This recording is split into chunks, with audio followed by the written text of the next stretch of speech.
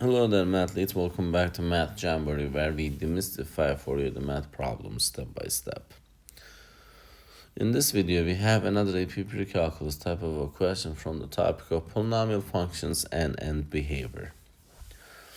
Let's dive into it. The function s of x equals x to the power of 4 minus 4x squared plus 4. What is the end behavior of s?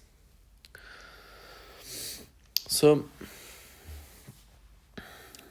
let's recall that the end behavior of a polynomial function is influenced primarily by the term with the highest degree, which in this case is x to the power of 4.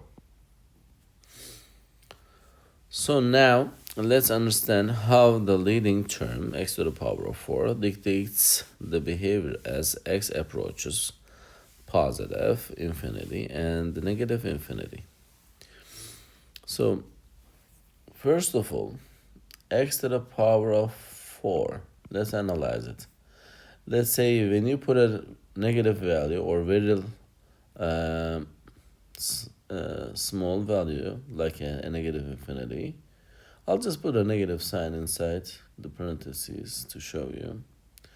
X to the power of 4. Since the exponent is an even number, this is gonna turn out to positive.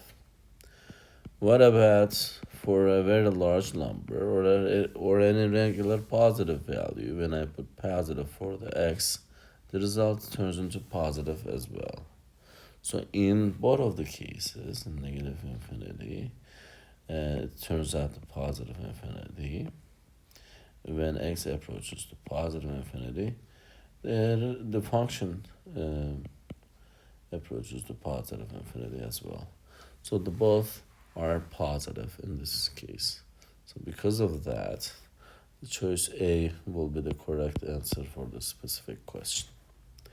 I hope you found this video helpful. If you did, please give it a thumbs up. If you have questions or comments, you can always leave it below there.